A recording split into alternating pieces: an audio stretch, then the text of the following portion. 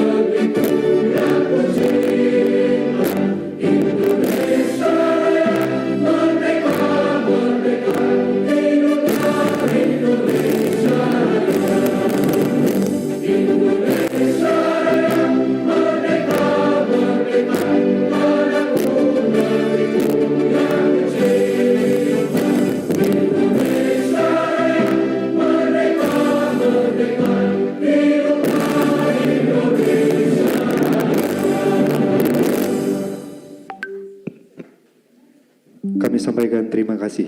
Hadirin, kami persilakan untuk duduk kembali. Untuk acara selanjutnya adalah pembacaan kalam ilahi yang akan dibacakan oleh Ustadz Gozi Muhammad Julas SHI MH. Kepada beliau kami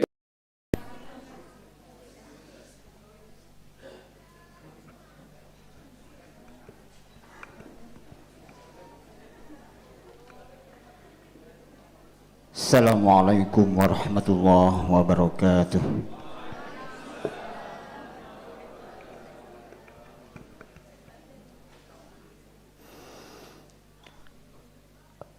A'udzu billahi minasy syaithanir rajim.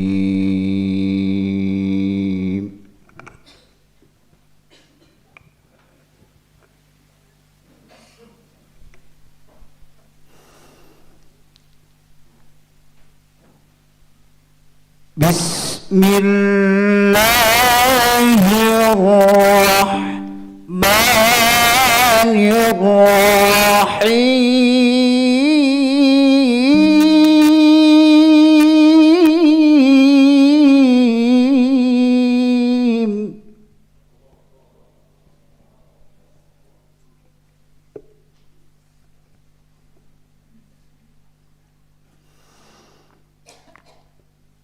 وسارعوا إلى مغفرة من ربكم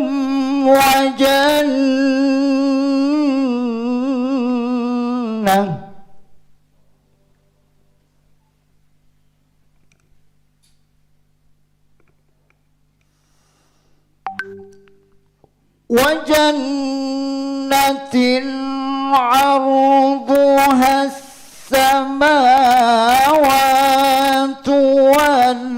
والأرض أعدت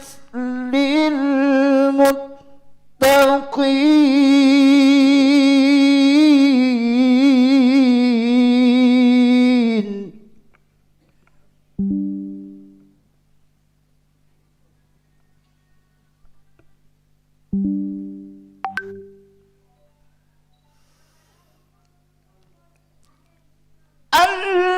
الذين ينفقون في السراء والضراء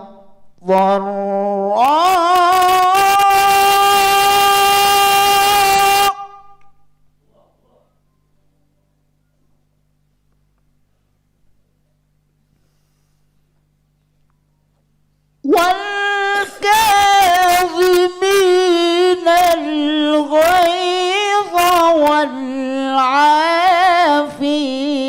عن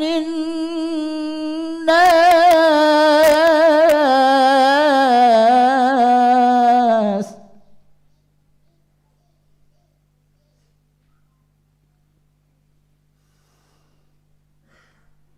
والله يحب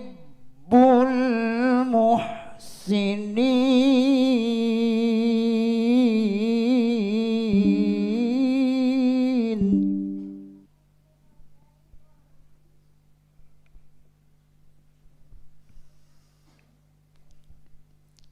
والذين إذا فعلوا فاحشة أو ظلموا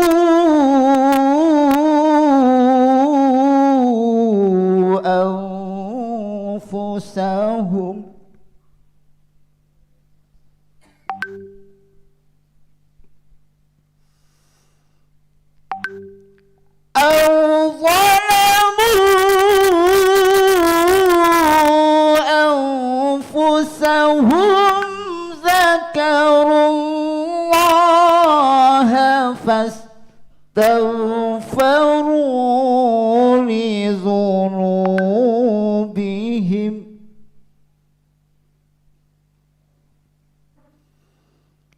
ومن يغفر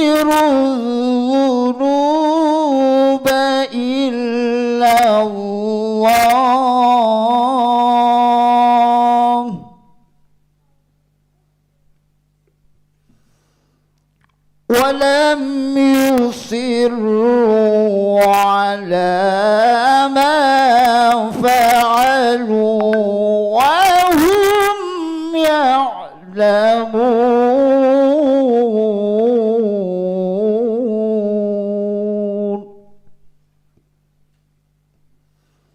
صدق الله العظيم. Wassalamualaikum warahmatullahi wabarakatuh. Kami sampaikan terima kasih. Untuk acara selanjutnya adalah sambutan sekaligus pembukaan yang akan disampaikan oleh Bapak Hadi Basuni SPD selaku Kepala Divisi Pendidikan Yayasan Al-Furqon Jember. Kepada beliau kami persilahkan. Bismillahirrahmanirrahim. Assalamualaikum warahmatullahi wabarakatuh. Innal hamdalillah nahmaduhu wa nasta'inuhu wa nastaghfiruh wa na'udzu billahi min shururi anfusina wa min sayyiati a'malina. May yahdihillahu fala mudhillalah wa may yudlil fala hadiyalah. Asyhadu an la ilaha illallah wahdahu la syarikalah wa asyhadu anna Muhammadan abduhu wa rasuluhu amma ba'du. Yang terhormat jajaran direksi Yayasan Al-Furqon, yang terhormat Ibu Purnama Dewi, yang kalau kami mulai lambe gitu ya, apa lambe itu? Mulai dulu ya selalu bermitra, apalagi pada saat mungkin masih almarhumah Ibu Aisyah Salim, bubur orang mana bubur ini gitu ya. Alhamdulillah insyaallah sebagian besar guru-guru terutama yang dari SD kenal beliaunya, dan alhamdulillah sekarang ditakdirkan bisa silaturahmi ke sini. Selamat datang bubur. Yang terhormat kepala unit, mulai kepala unit dari SD, mohon maaf PAUD, SD, SMP, SMA, Madrasah Diniyah, KTC, kepala divisi, kepala bagian yang masuk di dalam direksi juga. Alhamdulillahirabbil alamin, di kesempatan yang berbahagia ini Allah takdirkan kita semuanya bisa bertemu dan berkumpul.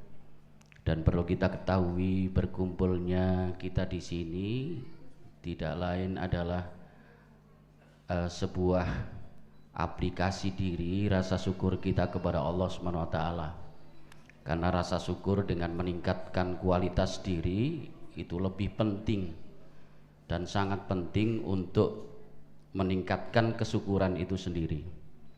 Salawat serta salam mudah-mudahan tetap tercurahkan pada baginda Rasulullah Sallallahu Alaihi Wasallam, manusia pilihan, manusia mulia, dan mudah-mudahan kita termasuk umatnya yang nantinya diberi kekuatan dan kemudahan selama menapaki kehidupan di dunia ini untuk terus berupaya mendapatkan syafaat dari beliaunya.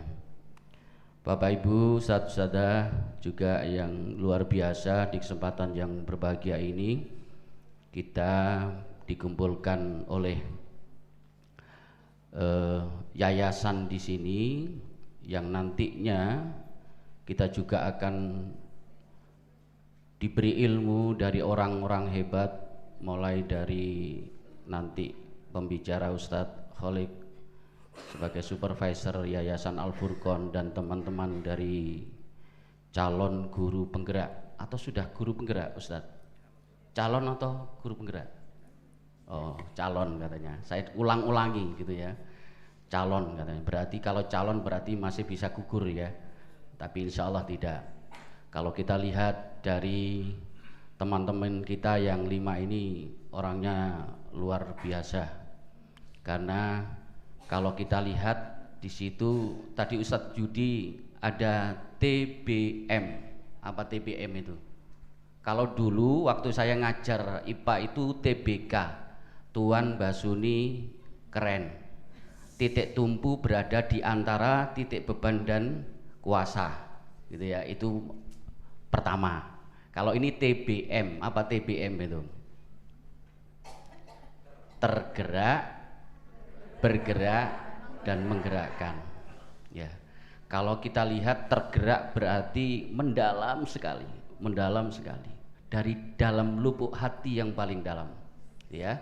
Sama seperti tatapan pertama kita kepada sesuatu yang mungkin akhirnya terjadi falling in love, itu juga karena ada gerakan. Gerakan apa itu? Gerak kita jaga akhlak kita. Itu saja mungkin yang dapat saya sampaikan. Sekali lagi, dengan TBM, tergerak, bergerak, menggerakkan. Pada saat posisi menggerakkan, jenengan berada di posisi khairun nasi anfa'uhum linnas. Sebaik-baik manusia adalah yang bermanfaat buat orang lain, dan mudah-mudahan kita termasuk posisi yang tertinggi tadi itu. Mohon maaf atas segala kekhilafan, sukses untuk semuanya, dan mohon nanti arahan dan kita tunggu semangat dari Ustadz Kholik dan teman-teman kita 5 orang ini dengan sebaik-baiknya. Saya akhiri dengan kita membaca Bismillahirrahmanirrahim. Bismillahi tawakkaltu 'alallah la haula wala quwata illa billahil aliyyil azim. Acara ini kita buka. Allahu akbar. Assalamualaikum warahmatullahi wabarakatuh. Kami sampaikan terima kasih. Dengan dibukanya acara pada pagi hari ini, tibalah kita pada acara inti, yakni diseminasi implementasi budaya positif. Untuk yang pertama adalah keynote speech yang akan dibawakan oleh Bapak Abdul Kholik MPD. Kepada beliau kami persilahkan.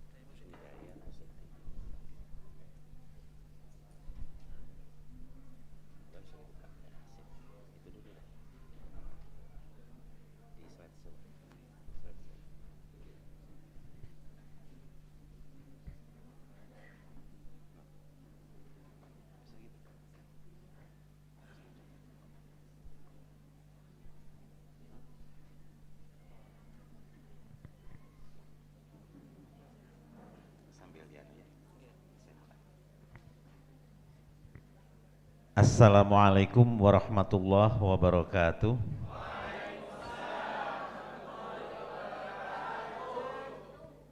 Bismillahirrahmanirrahim. Alhamdulillahirabbil alamin. Saya di sini selaku keynote speaker. Tunggal ya, ada pakai S di belakang ya. Keynote speaker. Berarti tunggal. Kalau diterjemahkan bahasa Inggris itu ya, apa ya artinya keynote speaker itu? Nah, ini dia. Dari tadi itu saya dipanggil keynote speaker, diberi semangat dari belakang itu. Paham nggak artinya keynote speaker itu apa gitu? Mana guru bahasa Inggris? Guru bahasa Inggris mana? Loh, kok tidak berani tergerak ya? Belum T nih Ustadz Basuni, belum tergerak. Hanya untuk mengacungkan tangan aja belum tergerak. Mana guru bahasa Inggris? Lah, apakah di Al-Furqan hanya satu-satunya Ustaz Zarif? Guru bahasa Inggris. Nah, mulai lagi sudah Ustadz Yusron ya. Ada lagi? Nah, ini dia. Ustazah Widya, ya Ustazah Widya. SD, SMP, SME, SMP ya. Enggak saya tanya, SMA mana guru bahasa Inggrisnya? Nah, itu dia di luar. Tidak ada yang tersinggung ataupun marah ataupun merasa tidak nyaman. Kalaupun ada, mohon dibukakan pintu maaf yang seluas-luasnya. Terima kasih, kurang lebihnya saya mohon maaf. Bila taufik wal hidayah. Wassalamualaikum warahmatullahi wabarakatuh.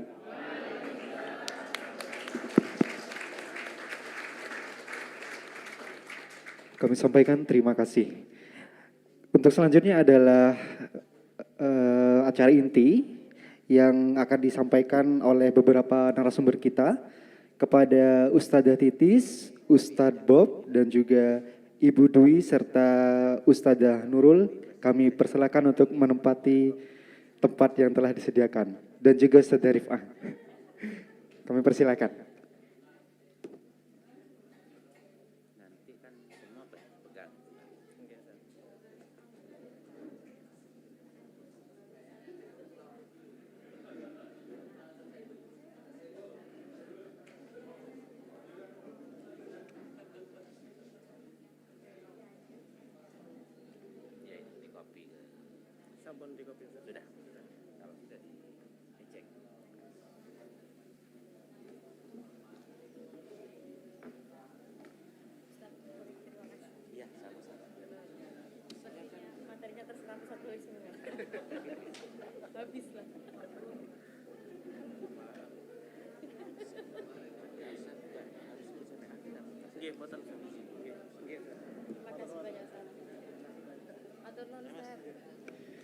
Baik, Ustadz-Ustadzah yang berbahagia, untuk materi pertama yang akan dibawakan oleh Ustadzah Titis Ike Susanti SPD, yaitu dengan tema disiplin positif dan nilai-nilai kebajikan universal.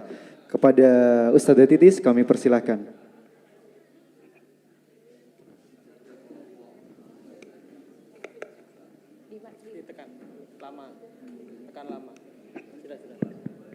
Bismillahirrahmanirrahim. Assalamualaikum warahmatullahi wabarakatuh. Waalaikumsalam warahmatullahi wabarakatuh. Mohon izin Ustadz, Ustadzah semuanya. Kami tim dari calon guru penggerak berlima. Kebetulan ada di angkatan 7 hari ini meminta waktu Ustadz Ustadzah semua untuk mendengarkan apa yang akan kami sampaikan.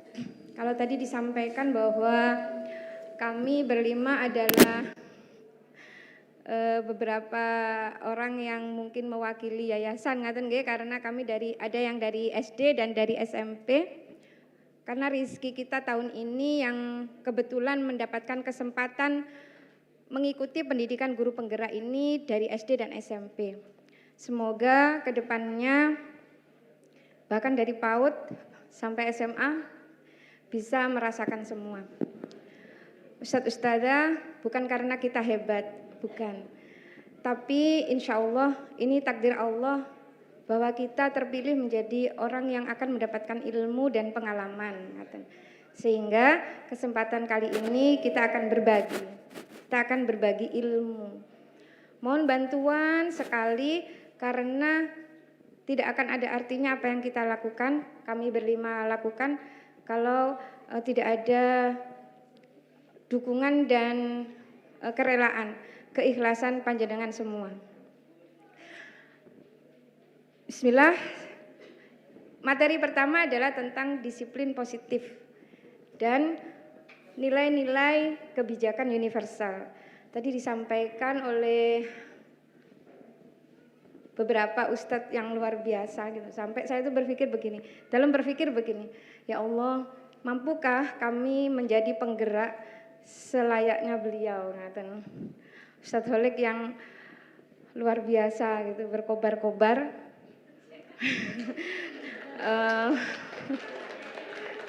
Nggih, Mbah Nuwun Ustaz, semangatnya luar biasa, dermawannya.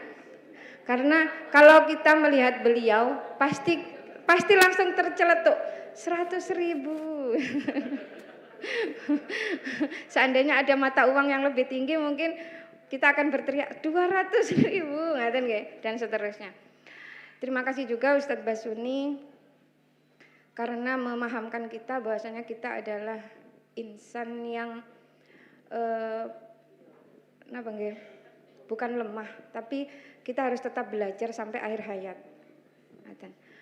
Allah memberikan amanah kita sebagai seorang pendidik, maka itu adalah hal yang terberat. Sungguh Ustadz Ustadzah itu adalah hal yang terberat. Tapi bukan berarti tidak mungkin, ngaten nggih. Insyaallah Allah sudah menjanjikan banyak hal gitu atas apa yang kita ikhlaskan dan kita lakukan kepada anak-anak didik kita. Tidak hanya guru, tadi disampaikan juga karyawan. Tidak hanya guru dan karyawan, juga cleaning service, juga security dan orang tua. Di sekolah kita jadi guru, di rumah kita jadi ibu, jadi istri, jadi anak, dan kita juga jadi guru bagi anak-anak kita. Sehingga istilah guru, sebutan guru pun pasti akan melekat kepada siapa saja. Pak Becak pun yang ada di depan sekolah kita, beliau juga guru. Pedagang kaki lima yang ada di depan sekolah kita juga guru. Mungkin para penjemput anak didik kita juga guru. Karena luar biasa, ada seorang penjemput di sekolah itu yang beliau sopan banget. Menyapa kami itu dengan luar biasa sopan. Sampai akhirnya kita itu merasa gini, ya Allah, maaf ya Allah karena mungkin saya nggak sopan tadi menanggapi beliau. Assalamualaikum Ustazah, ngapunten Ustazah, kami mau menjemput Ananda. Apakah bisa dibantu ya Ustazah? Saat itu kita mungkin sedang tergesa-gesa nih. Sehingga menjawabnya begini, Waalaikumsalam. Oh nggih Bun, sebentar nggih Bun. Setelah kemudian berlalu dan Ananda sudah berada di genggaman beliau untuk kemudian diantar pulang, baru tersadar gini, oh ya Allah gitu, gurunya gitu. Karena saya kebetulan anak didik saya ngatain, ya Allah gurunya, kenapa kalah dengan mereka? Atau mungkin ketika kita menemui ada salah satu anak didik kita yang merasa, oh, Ustazah aku, Ustazah Ana ada enggak? Ustazah Ana, kenapa mencari Ustazah? Karena hari ini Ustazah Ana belum senyum. Sepele nggak Ustazah? Ternyata setiap ketemu beliau itu beliau selalu tersenyum. Terus ada juga yang gini, Ustazah, tadi ya aku ketemu si Fulan. Kalau setiap ketemu dia salim. Kemudian sun kanan, sun kiri, Waalaikum Ustazah. Dan hanya kepada beliau, saya yang jadi gurunya gini. Kenapa enggak? Kenapa saya kok enggak gitu? Sehingga kemudian saya tanya, Fulan, kenapa kalau Ustazah tadi kok dikasih sayang kanan sayang kiri, kok Ustazah enggak? Ustazah mau? Ya mau lah nak. Biasanya kan kebetulan kami kelas kecil, kelas 1, kemudian dikasihlah hadiah itu. Di lain waktu ceritalah dia kenapa dia memberikan sayang kanan dan sayang kiri. Pertama, Ustazah itu baik. Emang Ustazah Titis enggak baik? Baik. Ustazah itu baik, murah senyum, tidak pernah marah. Ustazah Titis pernah marah? Pernah. Ustazah Titis pernah marah. Okay. Istighfarlah kemudian Ustazah, karena astagfirullah gitu. Ternyata walaupun menurut kita mungkin itu bukan amarah, tapi apa yang ditampakkan oleh suara, apa yang ditampakkan oleh bahasa tubuh kita itu termaknai berbeda-beda pada peserta didik kami. Mungkin jenengan juga merasakan begitu. Sama gitu. Ketika kemudian anak-anak harus pergi ke UKS gitu. Nah, kenapa kok senang ke UKS? Ustadzanya cantik. Oke. Kalau itu mungkin kita nggak bisa nggih. Duh, cantik ya gitu. Nggih. Tapi insya Allah gitu. Insya Allah kita punya peluang yang lain untuk membuat anak-anak itu mencari kita. Anak-anak itu merindukan kita. Apa itu akhlak? Apa itu kasih sayang kita dan keikhlasan kita? Sungguh Ustadz Ustadzah, mungkin selama ini kita tidak pernah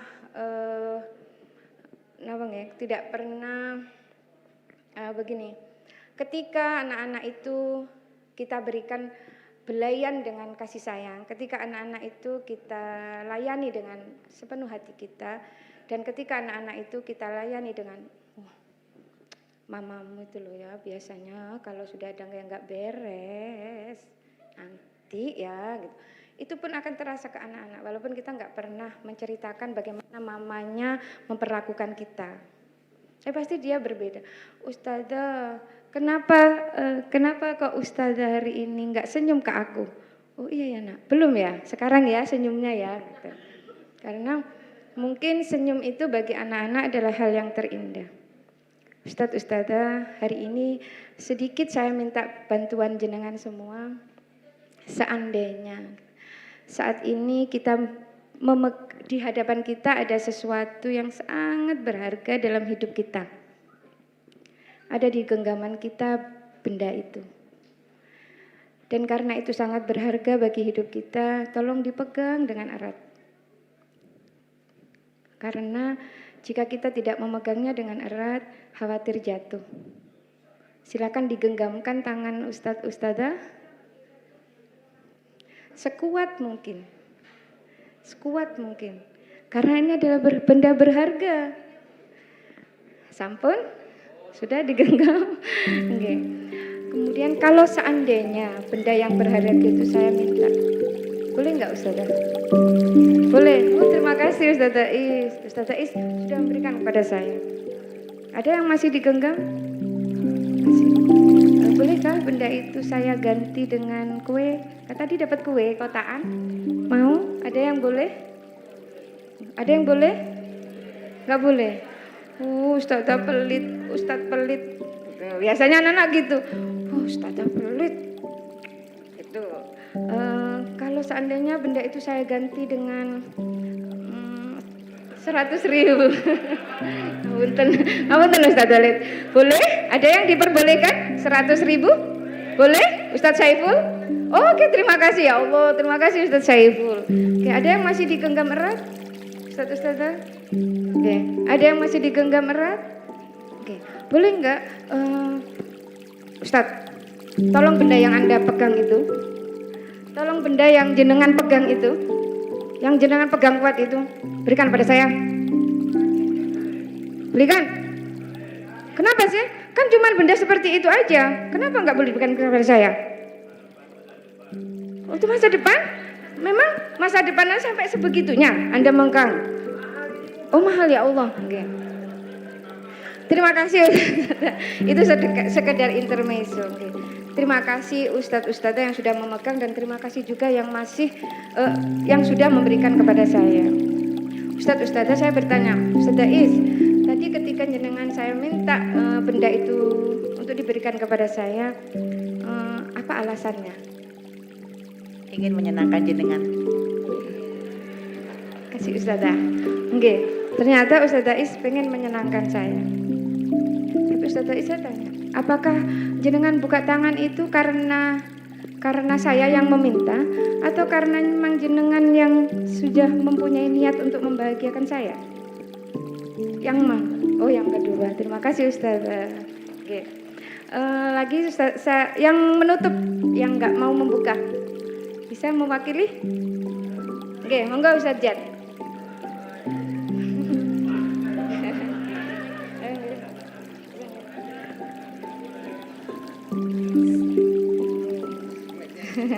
Terima kasih Ustadz. Pripun, Ustadz Jat Miko nggak mau membuka apa yang digenggaman. Karena ini sangat berarti bagi saya. Apakah jenengan nggak tergoda dengan kue kotaan tadi? Insya Allah tidak akan Ya tergoda Allah, apa-apa. subhanallah. Nggih. Ustaz Jad, 100.000 nggak menggoda ya? Enggak ya? Insya Allah tidak akan saya tergoda. Oke. Terima kasih. Saya mantap hati saya. Terima kasih Ustaz Jatmiko. Oke, Mbak Nuwun, silakan duduk kembali. Oke, Ustazah, apa yang tadi jenengan semua lakukan, mau membuka tangan ataupun menutup tangan. Kalau kita kembalikan dan kita lihat lagi, Ustazah Is tadi memberikan. Apa maksudnya?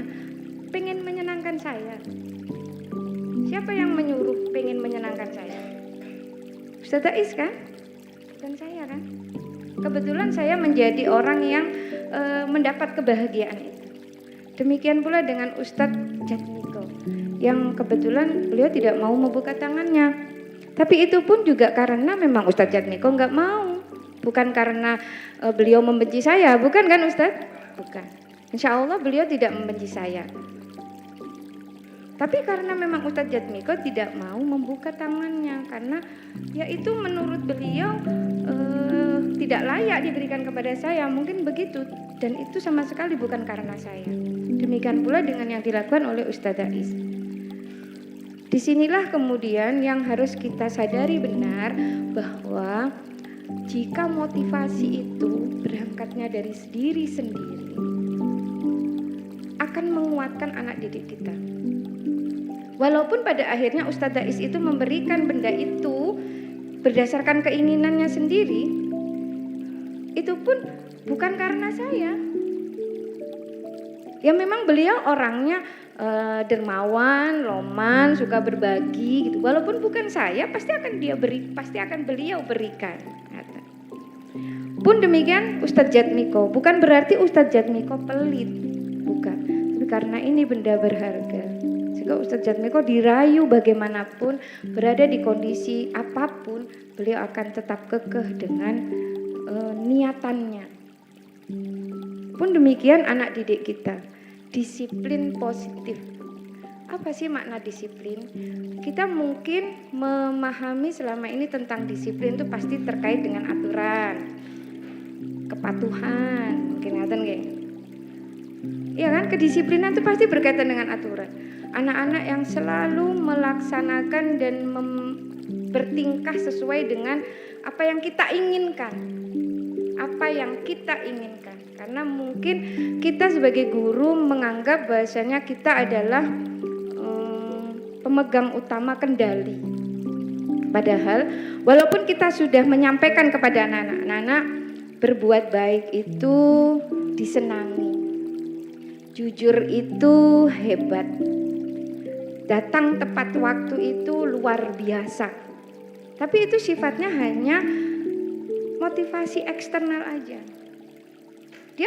Dia datang pagi, setiap hari datang pagi, tapi bukan karena apa yang saya sampaikan. Tapi karena di dalam dirinya dia tahu, oh aku harus datang pagi.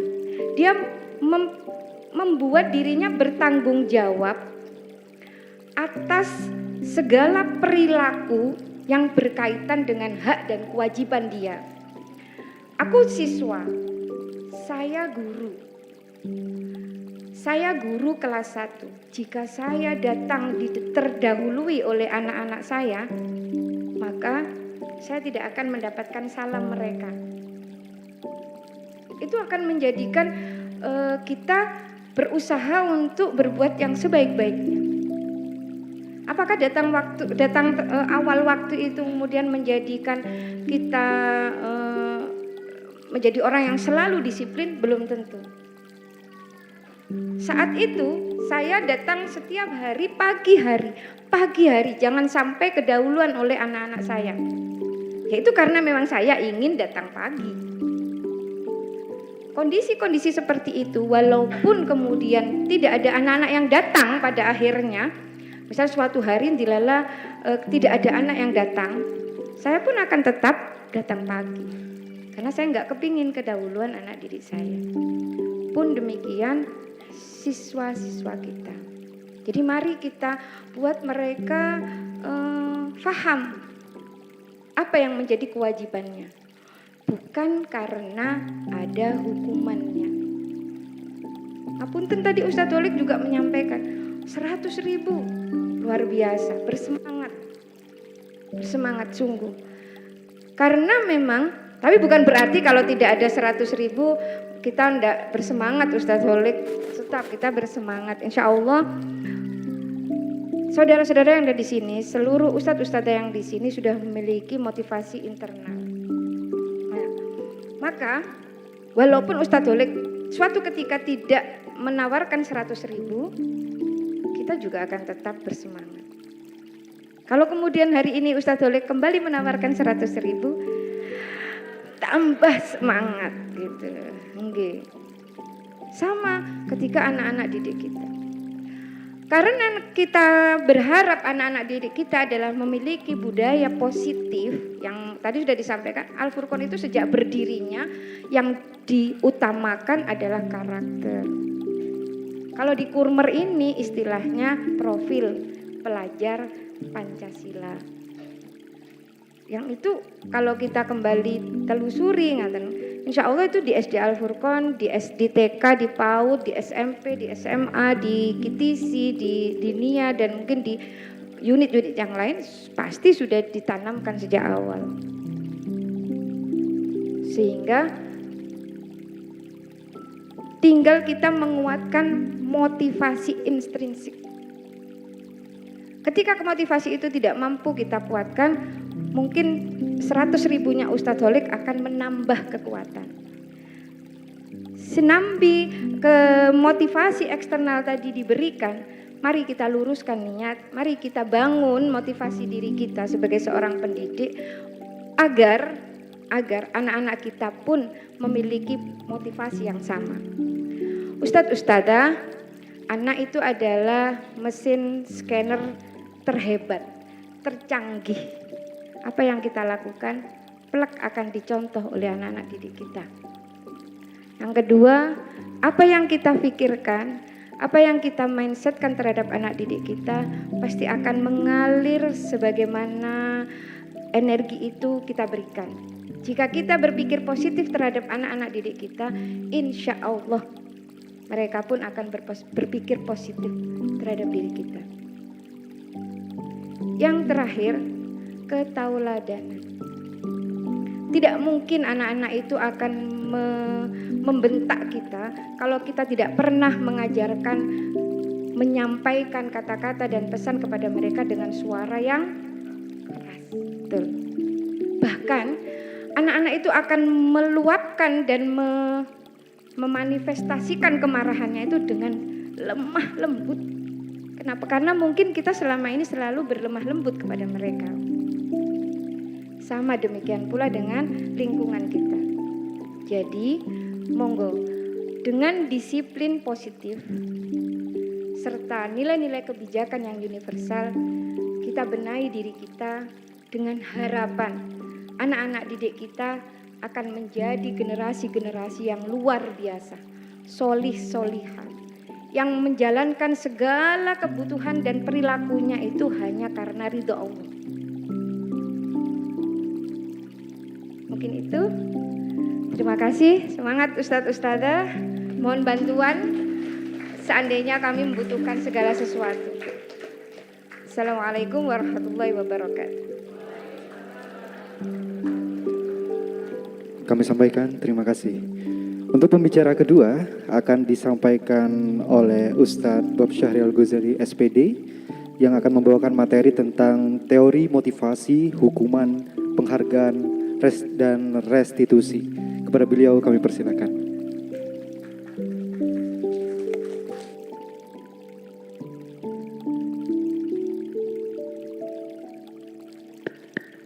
Assalamualaikum warahmatullahi wabarakatuh.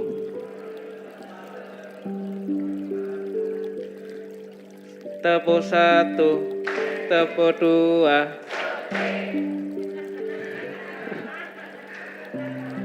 Bapak Ibu, Ustadz dan Ustazah yang saya hormati, perkenankan kami di sini untuk menjadi bagian dari Al-Furqan yang semakin berprogres gitu. insya Allah maksud saya kami itu ikut menjadi motor dari Al-Furqan untuk menjadi lebih baik. Perkenanan kami kali ini lanjutkan yang disampaikan oleh Ustazah Titi Susanti SPD tentang motivasi, hukuman, dan penghargaan. Kadang kita bertemu dengan sebuah kondisi di mana manusia atau mungkin kalau dalam lingkungan sekolah kita adalah murid itu melakukan sesuatu itu karena salah satu dari 3 hal ini. Yang pertama, menghindari hukuman. Kenapa kok kamu datang pagi-pagi? Nanti kalau terlambat malu, kena hukum masuk BP. Kenapa kamu melakukan ini, melakukan itu? Enak diberi hadiah oleh ustadzah dan ustazah. Tiap hari loh saya dapat permen, tiap hari dapat ini. Tapi ternyata menurut Dian Kosen dalam bukunya Restructuring School Discipline menyatakan bahwa hukuman dan penghargaan itu sifatnya masih eksternal. Jadi memang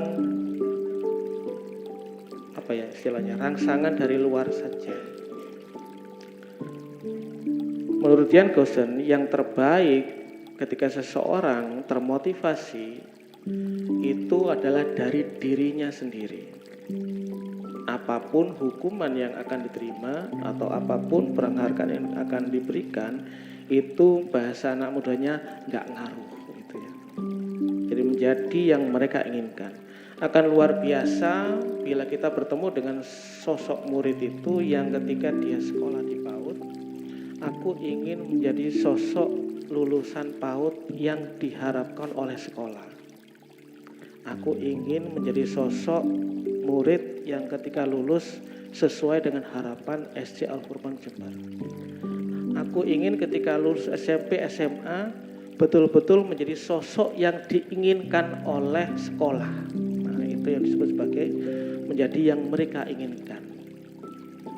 Menurut Dian Kosen, ini adalah motivasi yang membuat seseorang memiliki disiplin yang positif karena memang tumbuh dari dalam kesadaran dirinya sendiri. Seperti itu. Selanjutnya, hukuman, konsekuensi, dan institusi.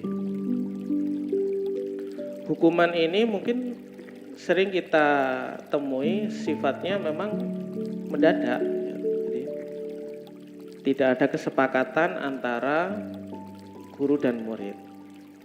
Sementara konsekuensi adalah sebuah kesepakatan di awal yang kita jalin bersama dengan murid. Apabila melakukan sesuatu yang tidak menjadi kesepakatan, maka akan ada konsekuensi yang mereka terima. Bagaimana dengan restitusi? Menurut Gosen tahun 2004, restitusi ini adalah pilihan yang terbaik. Karena lagi-lagi solusi itu datang dari diri murid sendiri ketika mereka menemui kendala atau masalah. Restitusi adalah proses menciptakan kondisi bagi murid untuk memperbaiki kesalahan mereka sehingga mereka bisa kembali kepada kelompok mereka dengan karakter yang lebih kuat.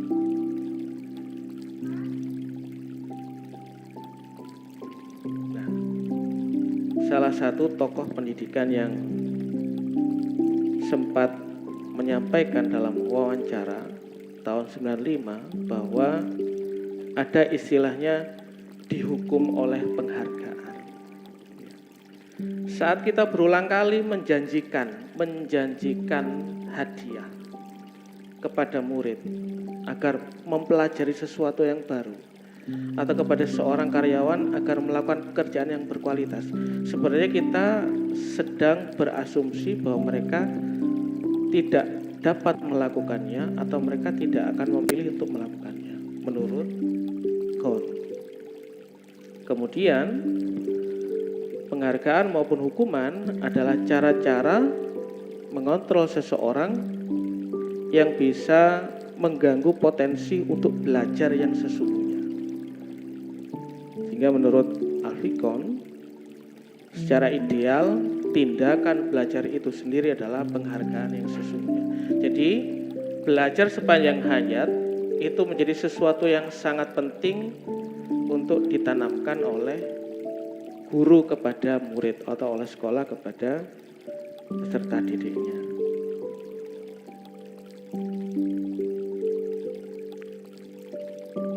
Baik Ustadz dan Ustazah, Bapak Ibu, demikian untuk yang bisa saya sampaikan. Selanjutnya akan diteruskan oleh rekan saya Ibu Rifatul Hasanah SPD. Kepada beliau kami persilakan.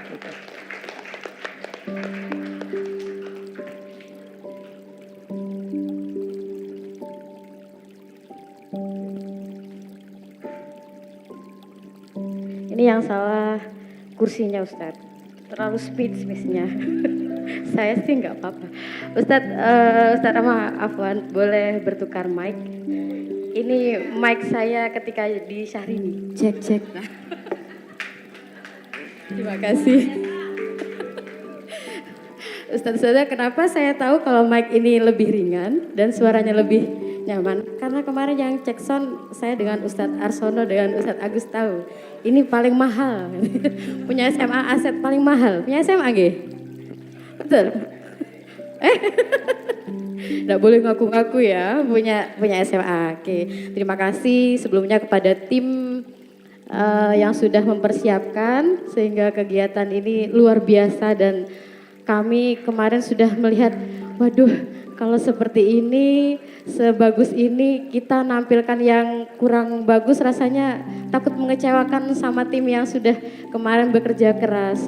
Mohon maaf kalau ada yang kurang nanti guys, status-status sedang belajar, sedang bergerak dan menggerakkan. Nah, kemarin kan kita sudah ini ya, sudah bertemu Zoom ya. Coba ada slogannya Ustadz ya, dan gerakannya, ayo bergerak-gerak ya. Guru penggerak, tergerak, kok bergerak-gerak? Saya lagi ntar ya, ini kalau dadakan ini, bukan tahu bulat ya. Guru penggerak, tergerak, bergerak, menggerakkan ya, oke? Siap ya? 100.000 SHU nanti. Oke. Ada dulu, simulasi dulu. Oke. Semua CGP ya, 4 orang CGP nih. Ya, ini senang kalau suruh menggerakkan nih. Ayo, Ustazah, Ustadz Bob. Ini aura dosen loh, makanya saya sungkan saya pada guru Ustadz. Oke, Ustazah, kita praktekkan. Guru penggerak, tergerak, bergerak, menggerakkan. Nah, sekarang terima kasih sebagai contoh ya. Sekarang semuanya. Ya, 1, 2, yang paling Ustadz Jad duduk. Ayo students duduk. Ini kayaknya kines nih ya. Kinestetik ya.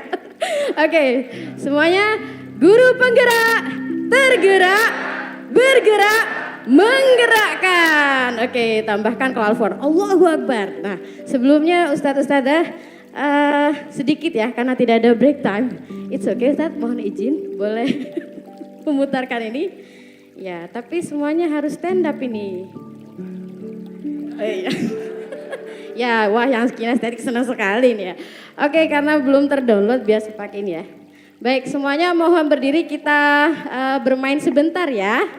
Mungkin yang TK sudah tahu sekali, familiar sekali dengan ini. Tapi untuk yang lain mungkin untuk kita bersenang-senang sebentar.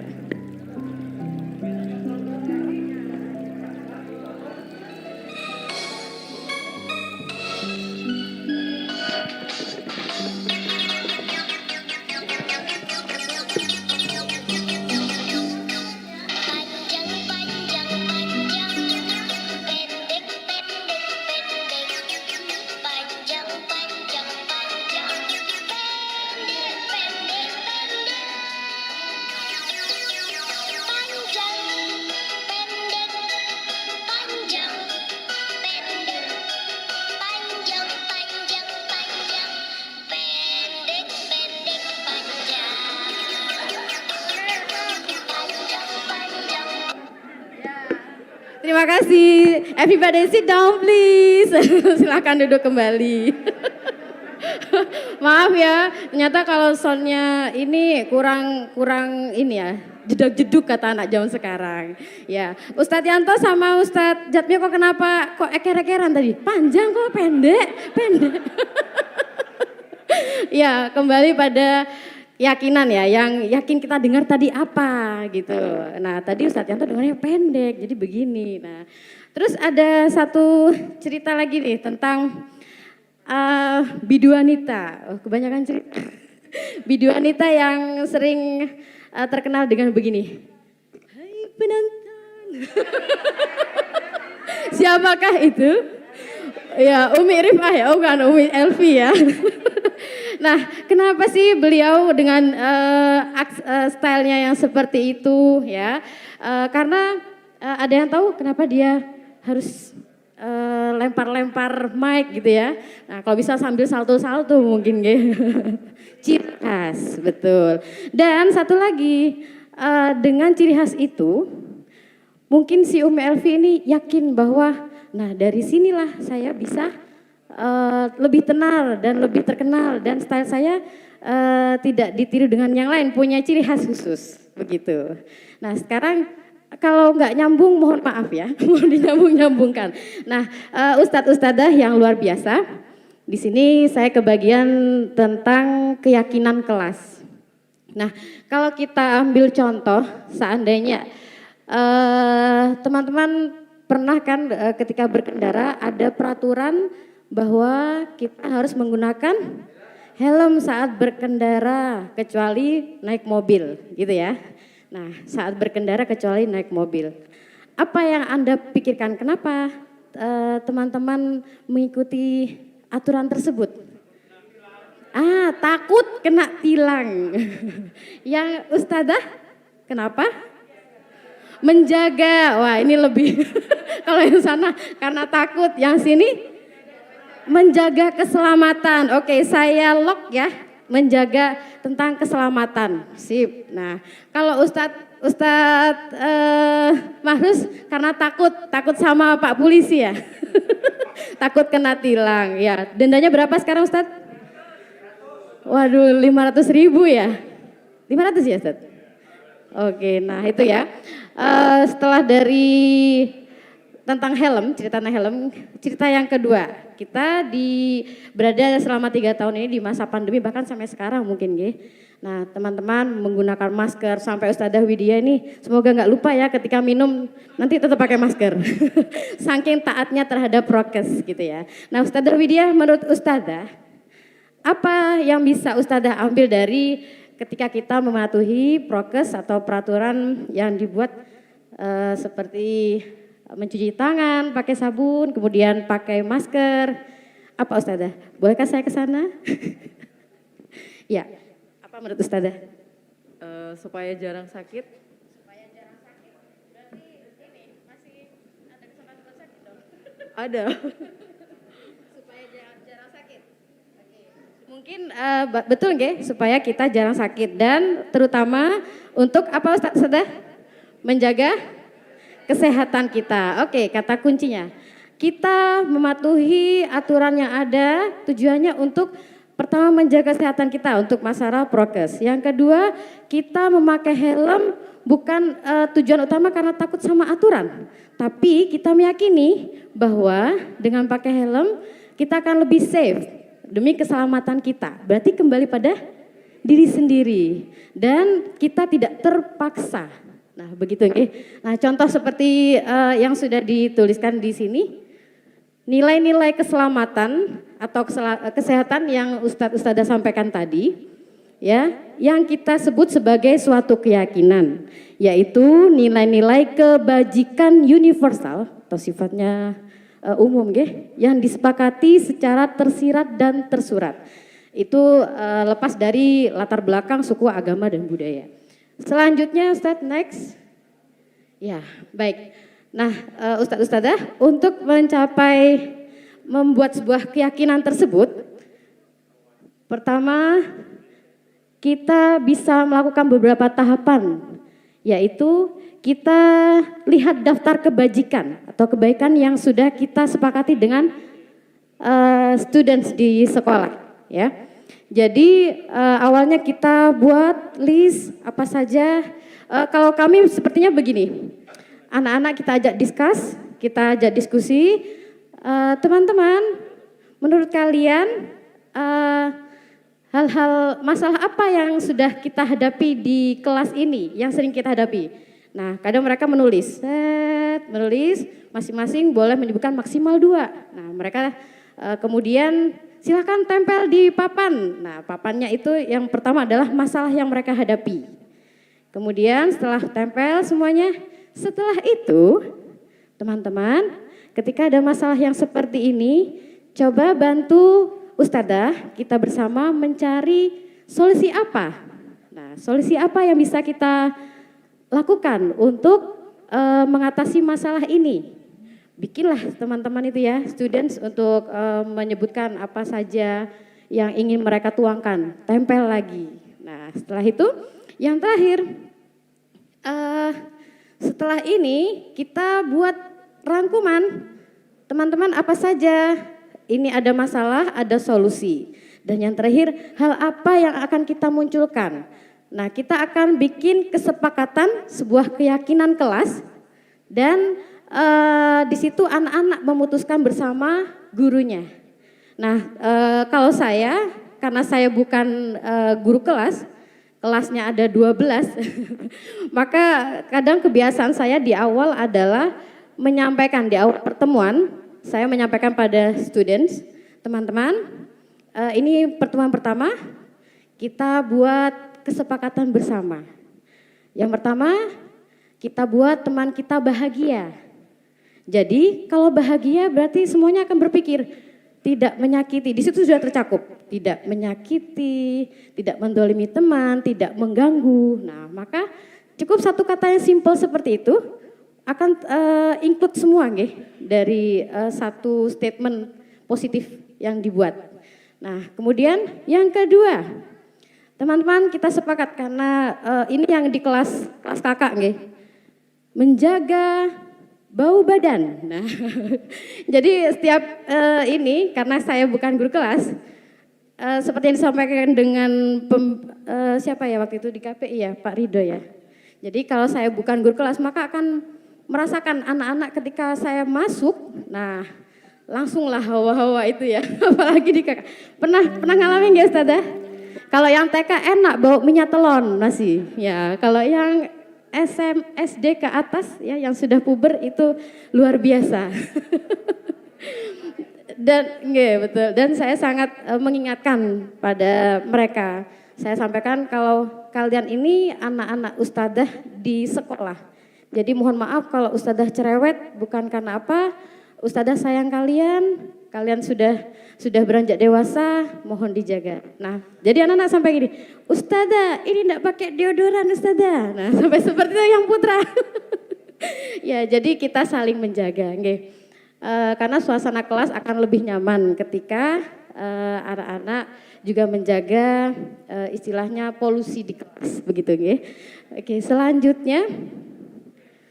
Oh sudah next Nah ini Ustadzah, nanti kalau Ustadzah mau tertarik atau ingin tahu lebih lanjut, ikut CGP dulu ya. Atau bisa konsultasi komunikasi dengan kami yang sedang belajar ini. Selanjutnya pembentukan keyakinan sekolah atau kelas. Keyakinan kelas, ini tadi Ustadz Holik minta baca cepat nih. Keyakinan kelas bersifat abstrak daripada peraturan. Peraturan itu lebih rinci dan konkret ya. Jadi kalau keyakinan itu seperti yang saya sampaikan tadi, dari statement positif itu bisa menyangkut banyak hal dan anak-anak bisa berpikir oh iya ya, ini kan termasuk di sini. Nah, jadi kita tidak perlu bikin yang terlalu banyak. Kadang kala peraturan yang kita buat tidak efektif, Ustadzah. Setuju? Oh, ibu-ibu KS sepakat, Ustadzah. Kalau SD kayak TK nggak ada ya. Jadi kebanyakan anak-anak meskipun ada peraturan yang tercantum, tapi masih banyak pelanggaran yang dilakukan. Begitu. Selanjutnya keyakinan kelas seperti yang saya sampaikan tadi berupa pernyataan-pernyataan positif nggih. Kemudian keyakinan kelas tidak terlalu banyak sudah tadi. Selanjutnya sesuatu yang dapat diterapkan di lingkungan tersebut. Jadi kita harus menyesuaikan. Contohnya kalau di sekolah kita tidak ada lingkungan yang berbau alam, soalnya kita nggak punya halaman yang luas, jangan bikin kesepakatan kelas yang kaitannya dengan lingkungan alam terbuka begitu. Jadi kita harus menyesuaikan antara lingkungan yang kita tempati sekarang sesuai tidak dengan keyakinan yang sudah kita buat begitu. Selanjutnya semua warga kelas ini mungkin bisa ditambah ya, semua warga kelas ditambah warga sekolah hendaknya ikut berkontribusi dalam pembuatan keyakinan kelas melalui kegiatan curah pendapat. Nah, ini Ustazah Ibu Pur yang akan saya lakukan. Jadi curah pendapat itu sangat penting untuk mendengarkan aspirasi dari students terutama dari anak-anak begitu. Selanjutnya bersedia meninjau kembali keyakinan kelas dari waktu ke waktu. Jadi mungkin ada perubahan atau perbaikan. Next Ustadz. Yang terakhir nih Ustazah, ini hanya contoh-contohnya nggih. Jadi boleh jenengan pirsani sepertinya kita kalau browsing juga banyak contoh keyakinan kelas yang dibuat seperti di kelas 1. Nah, setiap anggota kelas perlu belajar. Setiap anggota kelas perlu merasa aman. Nah, itu bahasa ala student kelas adik nggih. Beda dengan yang kelas 7 yang sudah SMP. Nah, di yang SMP itu bahasanya sudah lebih lebih panjang. Jadi ada hormat, bekerja, diterima dan dimiliki. Jadi Ustazah monggo kalau ada yang perlu tanyakan lagi nanti kita sambung di kesempatan selanjutnya nggih. Dari saya terima kasih banyak Ustazah. Sekian untuk yang keyakinan kelas. Masih ada lanjut nih.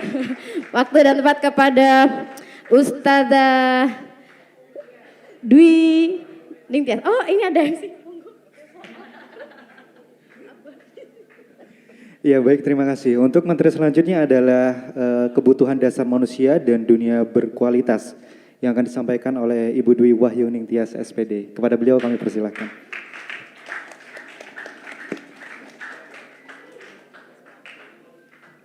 Terima kasih, bismillahirrahmanirrahim.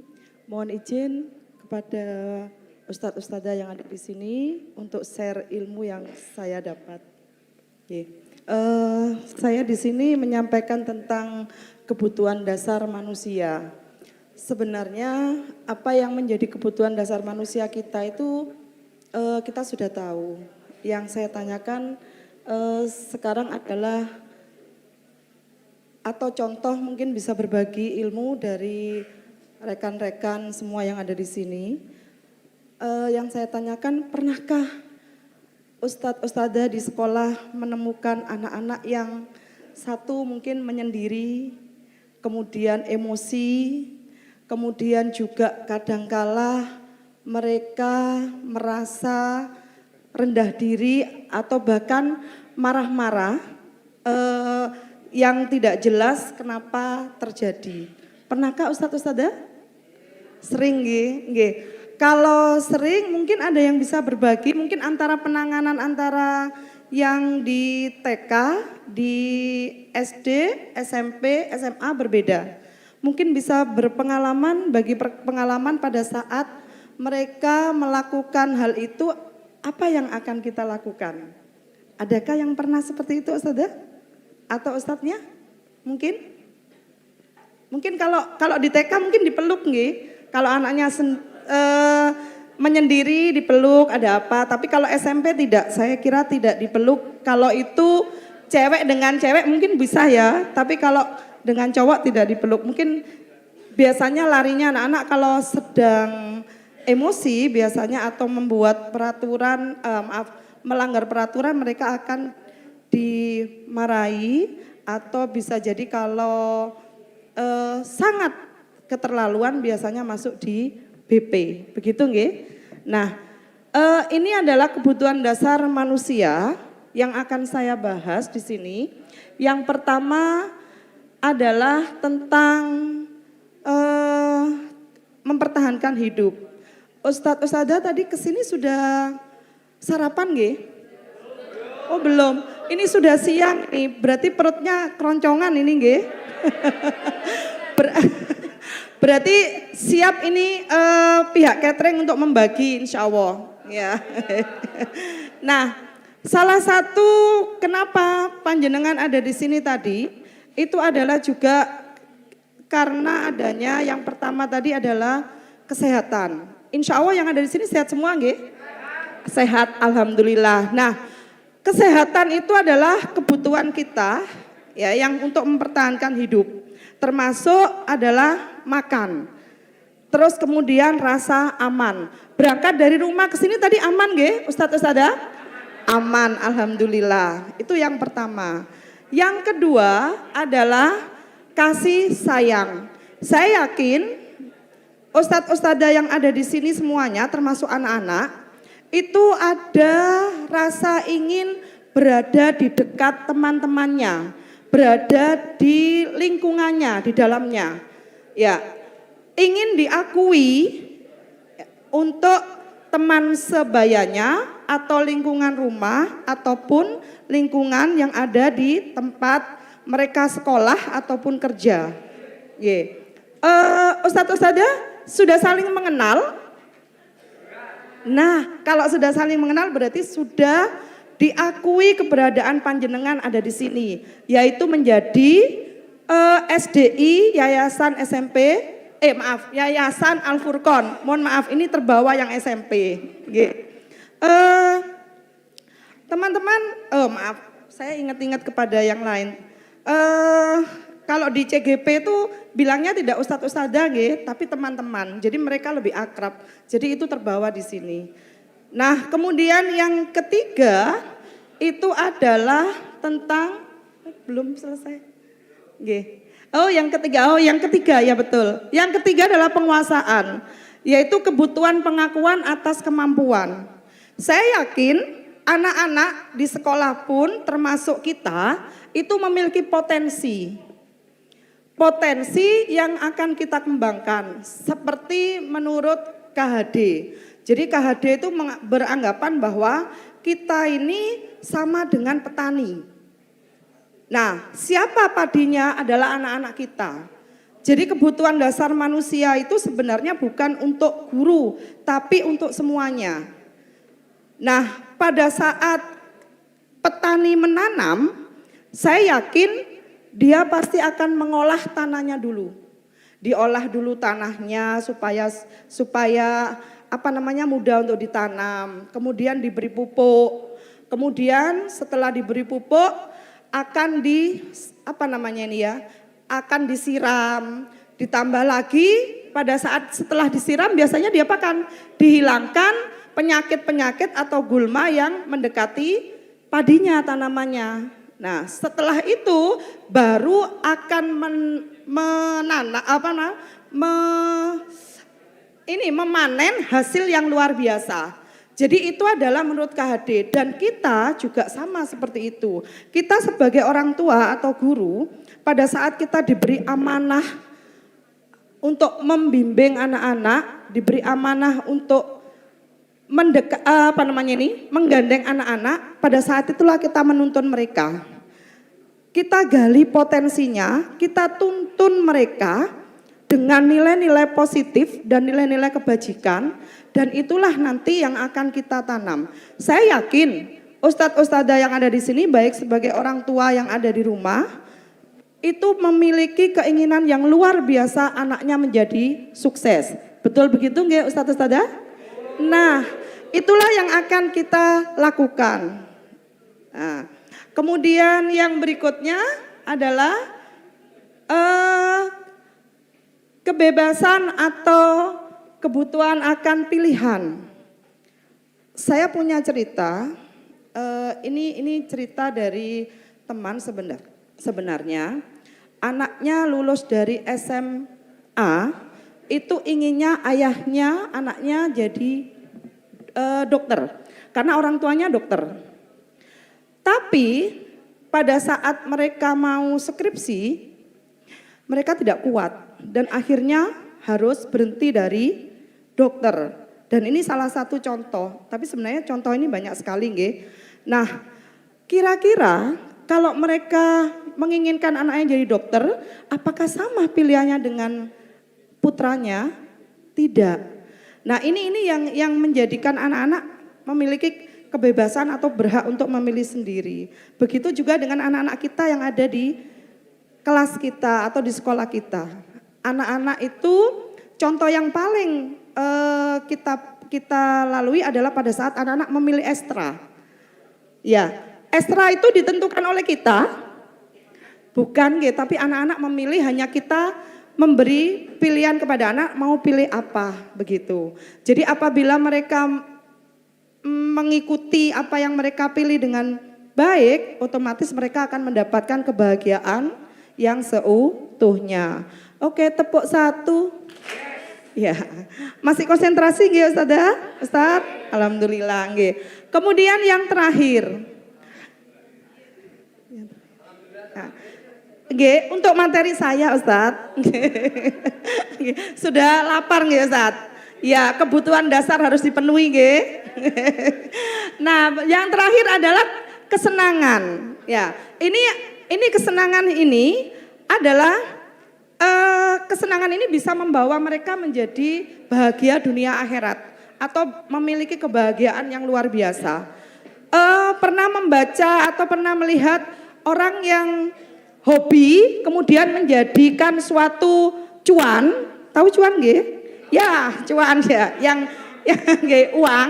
Nah, itu adalah salah satunya. Jadi anak-anak diberikan pilihan supaya mereka bebas melakukan, dan pada saat itulah mereka mendapatkan kesenangan. Nah, kesenangan inilah yang dituntut anak-anak untuk dapat mereka lakukan dan bisa mendapatkan kebahagiaan di kelak kemudian hari. Nah, kemudian yang satu lagi slide-nya adalah tentang dunia berkualitas. Apa sih dunia berkualitas? Ya, dunia berkualitas itu adalah kesenangan anak-anak, di mana di dalamnya adalah berisi tentang orang-orang yang menjadi favoritnya. Seperti tadi yang dikatakan oleh Ustazah Titis, insya Allah apa yang dialami oleh anak yang diceritakan oleh Ustazah Titis, insya Allah akan ke bawah sampai mereka nanti dewasa. Ya, siapa guru favoritmu? Yang diingat paling satu dari berapa banyak guru, itu pasti. Nah, itu isinya. Dan satu lagi, apa yang mereka lakukan sehingga menjadi dunia berkualitas adalah yang menjadi kesenangan mereka. Ya, itu adalah salah satu contoh dari dunia berkualitas. Itu yang bisa saya sampaikan Ustadz Ustadzah. Mohon maaf jika ada kekurangan. Saya ucapkan terima kasih. Assalamualaikum warahmatullahi wabarakatuh. Kami sampaikan terima kasih. Untuk pemateri yang selanjutnya adalah Ustadzah Nurul Isrokaini, SPD, yang akan membawakan materi tentang 5 posisi kontrol dan segitiga restitusi. Kepada beliau kami persilahkan.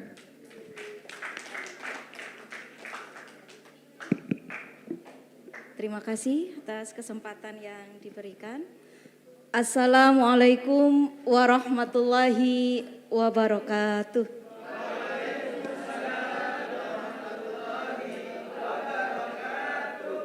Terima kasih Ustadz Ustadzah masih berkenan mendengarkan kami sampai selesai.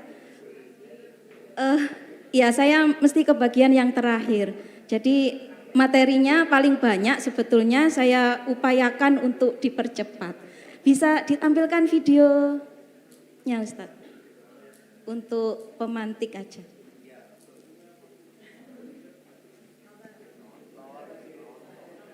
Ini ada tayangan video sebelum kita sampai ke materi.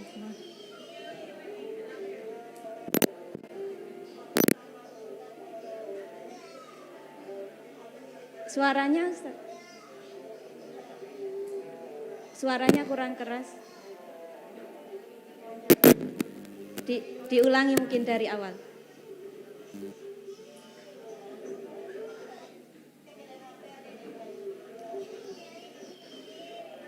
Volume.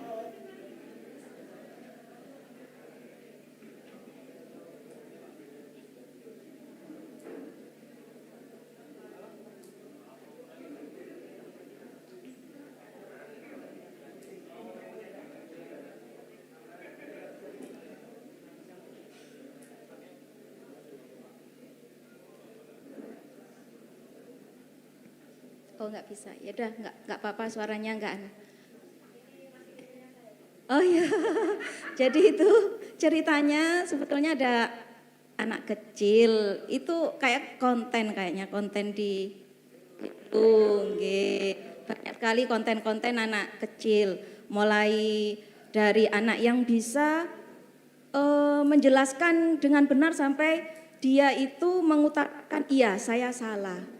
Saya harusnya begini ya Bunda, itu anak kecil, masih TK. Nah, video itu hanya pemantik untuk ustadz-ustadzah, anaknya itu sampai nangis. Ya, nah ini dimarahi ataukah bagaimana?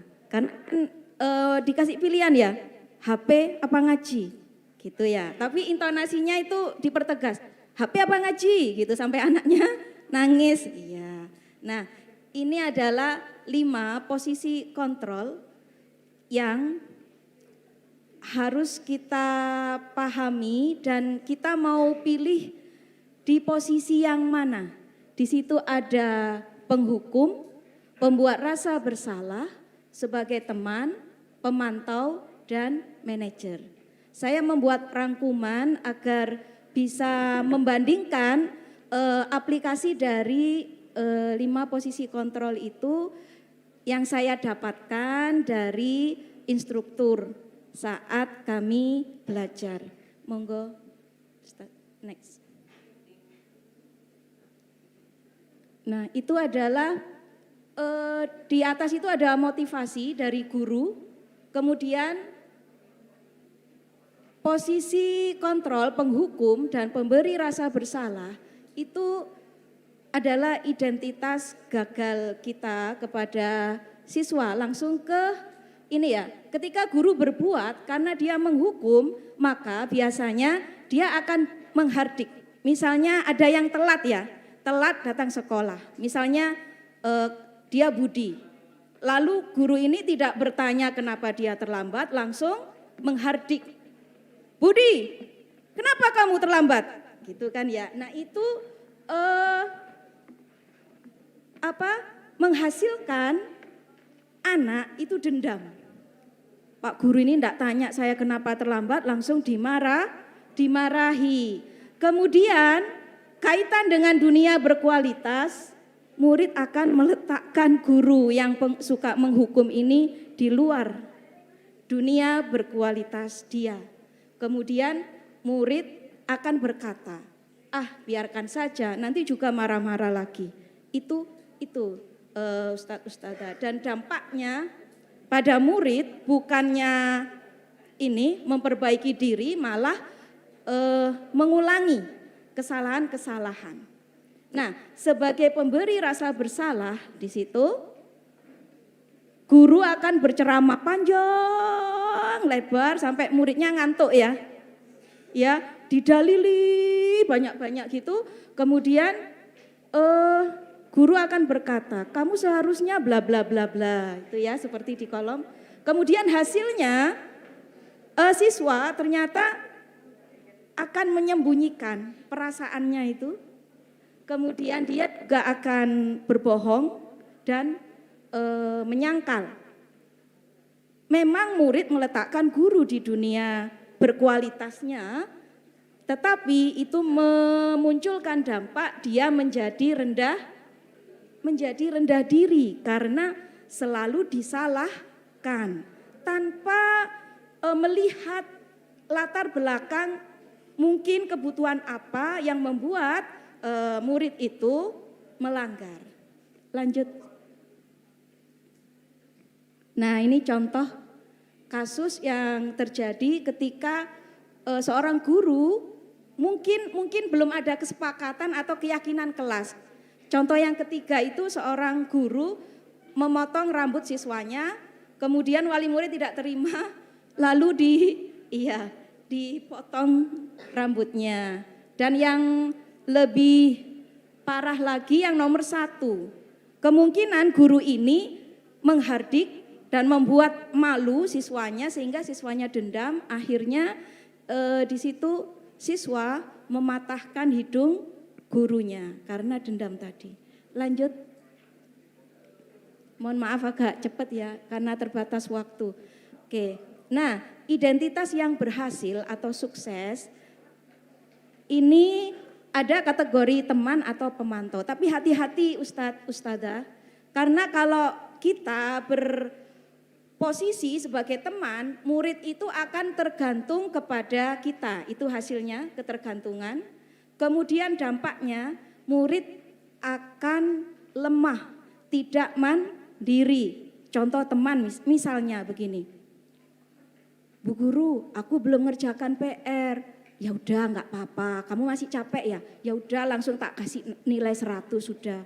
Gitu misalnya. Ini misalnya karena nganggap muridnya sebagai teman. Oke, dan itu berbahaya kalau sampai seperti itu.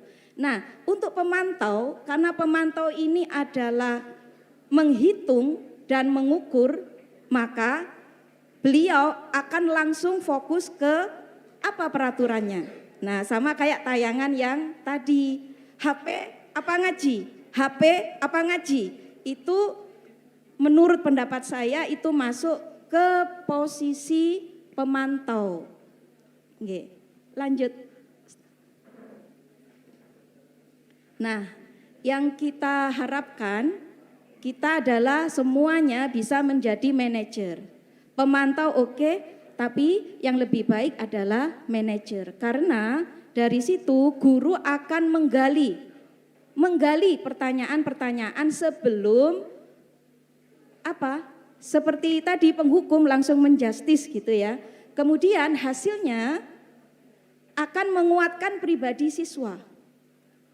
Murid akan berpikir bagaimana seharusnya saya berbuat untuk menghargai diri sendiri dengan positif. Maka dampak pada murid, dia akan mengevaluasi dirinya sendiri, refleksi diri, bagaimana cara untuk memperbaiki diri. Begitu. Pindah ke sini biar adil. Jadi itu Ustazah, harapannya kita semua adalah manajer buat siswa kita. Lanjut Ustaz.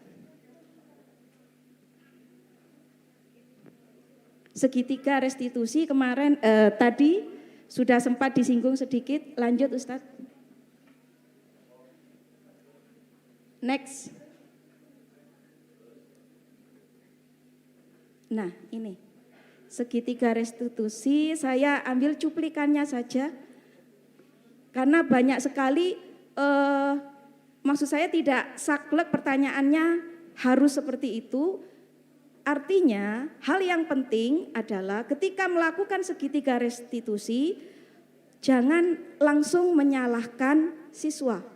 Tapi ikuti cara segitiga restitusi. Yang pertama adalah menggeser identitas gagal ke identitas sukses. Jadi Misalnya ini ada yang terlambat, maka dipanggil, nak terlambat ya? Iya Ustazah, tadi bangunnya kesiangan. Kenapa kok bangunnya kesiangan? Iya tidurnya terlalu malam begitu. Kemudian, validasi tindakan yang salah. Dari sini kita akan mengenali kebutuhan murid untuk memperbaiki hubungan kita dengan murid agar dia bisa menceritakan. Maka guru di sini bergeser dari paradigma stimulus respon. Jadi kalau ada anak melanggar langsung dimarahi. Itu digeser ke proaktif. Oke, Ibu paham kamu kesiangan ya nak ya. Nah sekarang Coba, apa yang membuat kamu kesiangan? Gini, apa sih? Kenapa sih kamu itu tidurnya kok malam? Apa ada hal yang kamu lakukan itu masuk di validasi tindakan yang salah. Menurut kamu kalau bangun kesiangan sempat sholat enggak? Enggak sempat Bu, iya. Berarti itu bagaimana? Iya Bu, saya salah. Jadi yang mengucapkan salah itu bukan kita, tapi murid kita yang mengutarakan. Itu lebih mengena dan akan memunculkan motivasi intrinsik di proses yang ketiga, menanyakan keyakinan. Jadi murid akan mengaitkan tindakan yang salah dengan keyakinannya. Dari sini guru memunculkan motivasi intrinsik lalu menanyakan. Jadi itu segitiga restitusi itu semacam dialog untuk membuat si pelaku, maksud saya yang melanggar, kalau dianggap melanggar aturan itu merefleksi diri. Iya, saya melakukan ini, iya, saya salah. Oh iya, saya harus begini, begitu. Jadi pertanyaan yang bisa dilakukan saat menanyakan keyakinan adalah nilai apa yang kita sepakati. Datang tepat waktu ke sekolah, oke. Terus kamu ingin menjadi orang seperti apa, Nak? Saya sih aslinya pengen jadi orang yang disiplin, Ustazah. Baik, yuk kita cari solusi bareng-bareng biar besok enggak bangun kesiangan. Nah seperti itu, Ustazah. Singkat nggih. Nah ini tantangan buat Ustadz Ustazah.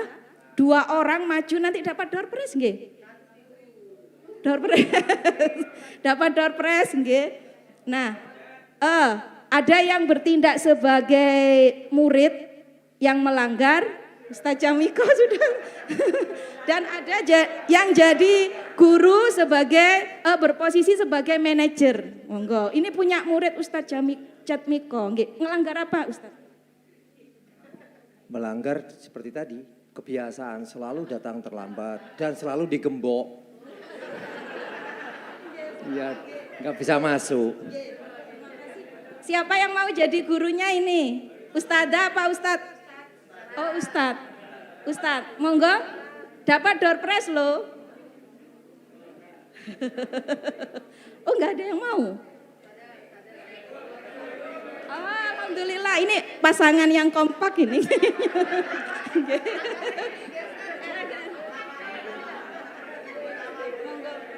Pinjem mic lagi ya. Datang terlambat, beliau yang jenengan yang Anda siapa? Murid. Murid saya. Oh, murid. Saya murid. Murid Ustaz. datang terlambat. Datang terlambat ya.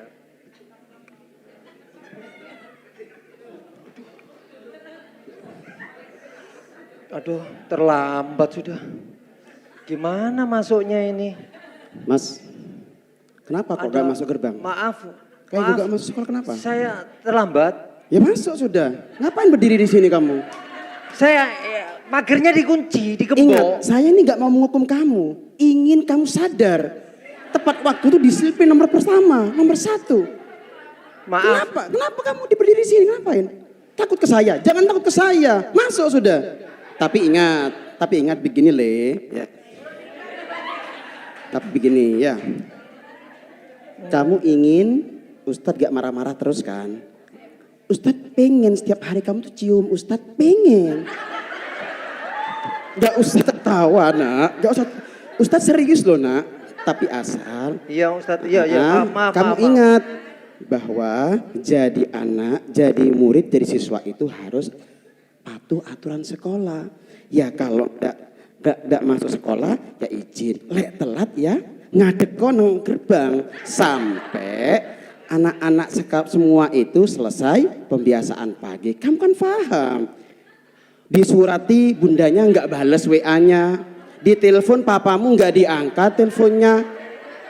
Dijelaskan di sekolah kamu malah tidur. Ya gini akibatnya. Loh. Yang salah siapa terus kalau kayak gini?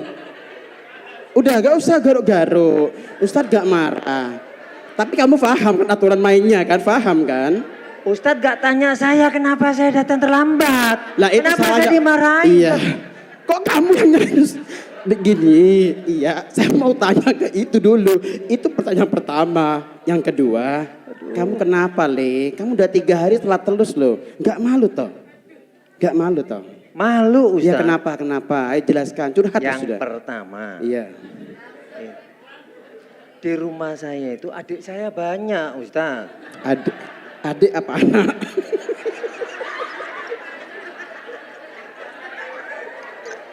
Iya. Iya, terus adik banyak. Yang adik kedua, saya banyak. Iya. Kemudian, iya. saya nggak tanya lagi.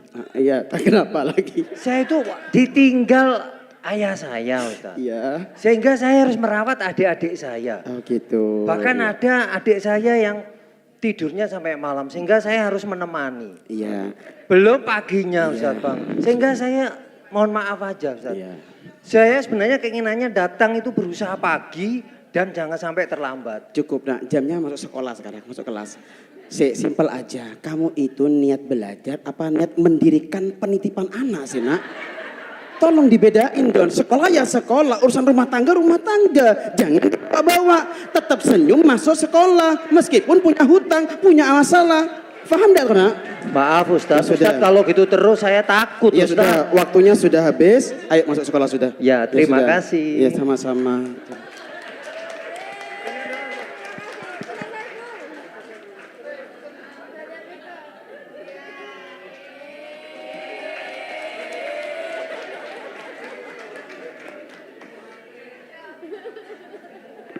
Terima kasih Ustadz Jamiko dan Ustadz Saiful. Nggih, nggih.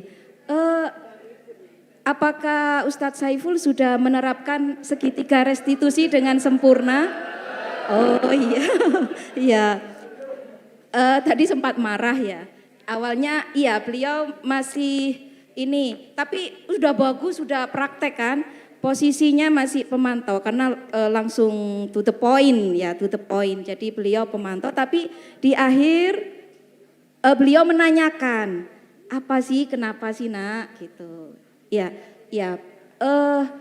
Belum sampai siswa dan guru menemukan solusi, tapi nggak masalah. Itu kita memang harus belajar dan berproses terus untuk memperbaiki diri. Itu saja. Waktunya sudah habis nggih. Nggih. Terima kasih, mohon maaf dari saya dan teman-teman bila ada kekurangan. Jangan beranjak dulu Ustazah, ada door prize yang menanti di sini. Terima kasih. Assalamualaikum. Waalaikumsalam. Waalaikumsalam warahmatullahi wabarakatuh. Kami sampaikan terima kasih. Baik Ustadz-Ustadzah yang berbahagia, di sini saya memiliki 5 door prize untuk 5 pertanyaan yang akan 2 dari Ustadz dan 2 untuk Ustadzah, begitu ya. Dan satunya adalah yang paling cepat untuk angkat tangan. Sudah siap Ustadz-Ustadzah? Coba semangatnya dulu. Tepuk 1, 2, 1, 2, 3, 4, 5, 6, dadah ya Ustaz. Oke. Baik, langsung saja kepada pertanyaan yang pertama, yaitu untuk Ustadznya dulu atau Ustadznya dulu Ustaz? Oh bebas ya, bebas dulu ya. Pertanyaan yang pertama adalah jenis motivasi untuk membangun disiplin positif. 2 jenis ya, ada 2 jenis motivasi untuk membangun disiplin positif. Mungkin ada yang telah foto tadi ya. Oh ya. Monggo Ustaz. Kalau ndak salah. Berarti benar Ustaz, kalau tidak salah berarti benar. Yang pertama adalah motivasi intrinsik dan ekstrinsik. Ya itu aja. Benar nggak Ustaz ya? Oke. Baik, terima kasih Ustaz.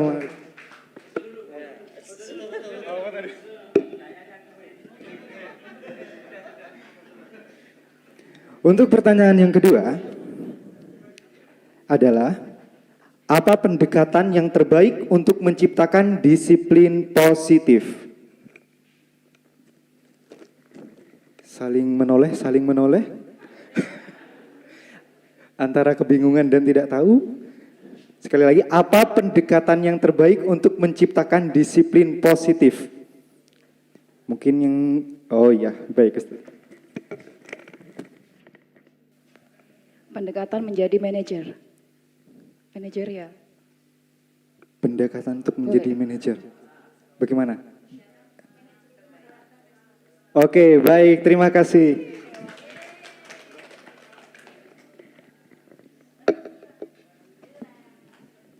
Masih ada lagi ya?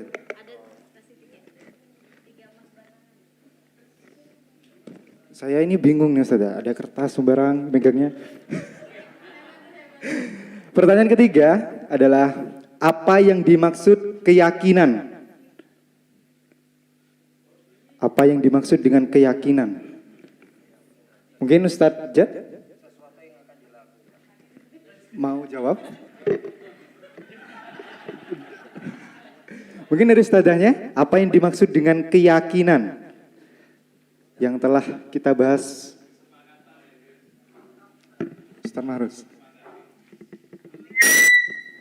Kesepakatan yang disepakati antara guru dengan siswa.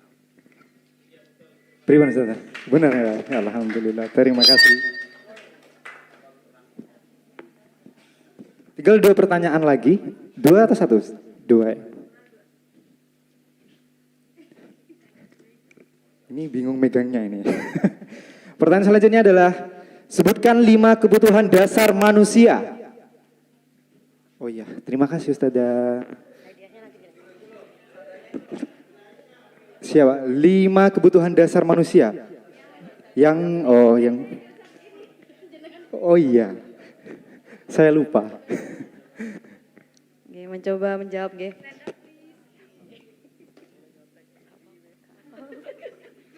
5 kebutuhan dasar manusia. Yang pertama ada penguasaan, kesenangan, kebebasan, kasih sayang dan rasa diterima, dan yang terakhir bertahan hidup. Betul nggak Ustaz? Oke, terima kasih. Dan pertanyaan terakhir, ini pertanyaannya hanya cuma-cuma.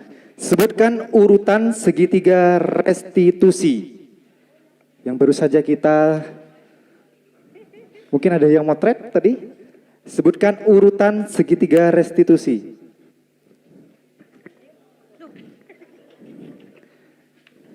Di mana? Mungkin ada yang motret. Silakan dibuka handphonenya masing-masing. Oh, ini saja, Rifa.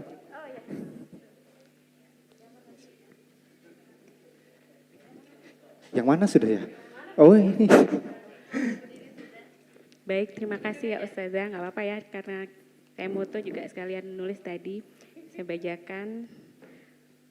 Yang pertama, guru memunculkan motivasi intrinsik dan nilai-nilai apa yang telah kita sepakati yang menjadi kesepakatan guru dan murid tadi. Lalu menggeser identitas gagal ke identitas sukses. Guru bergeser dari stimulus respon menjadi proaktif. Itu ya Ustaz ya. Terima kasih. Bagaimana Ustaz? Oke, baik, terima kasih. Beri tepuk tangan yang meriah untuk para penjawab dari pertanyaan tadi. Oke. Selamat kepada para penerima door prize atas telah menjawab beberapa pertanyaan tadi. Baik, Ustadz yang berbahagia, kita masuk kepada acara yang terakhir, yaitu doa dan penutup. Untuk doa akan dibawakan dan disampaikan oleh Ustadz As'ad Dauraini STHI MPD. Kepada beliau kami persilakan.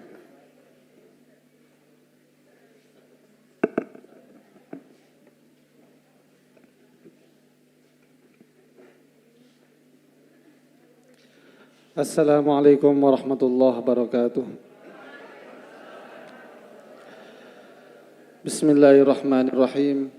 Alhamdulillahi rabbil alamin, hamdan na'imin, hamdan syakirin, hamdan yuafi ni'amah wa yukafi'u mazidah.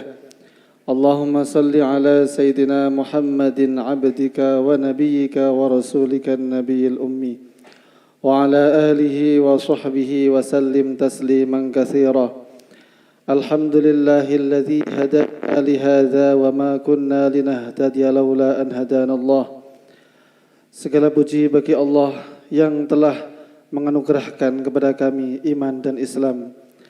اللهم إنا نسألك بأننا نشهد أنك أنت الله لا إله إلا أنت الأحد الصمد الذي لم يلد ولم يولد. Ya Allah, kami keluarga besar Yayasan Al-Furqan berkumpul di tempat ini mengakui dengan sepenuh hati akan keesaan-Mu. Tidak ada Tuhan yang berhak disembah selain Engkau ya Allah. Dan kami bersaksi akan kerasulan Nabi-Mu, tidak ada utusan bahwasanya Nabi Muhammad adalah utusan Allah.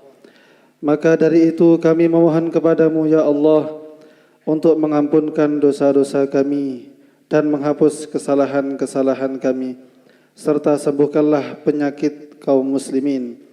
Rabbana ighfir lana wa li ikhwanina alladhina sabaquna bil iman wa la taj'al fi qulubina ghillan lil ladzina amanu rabbana innaka ra'ufur rahim.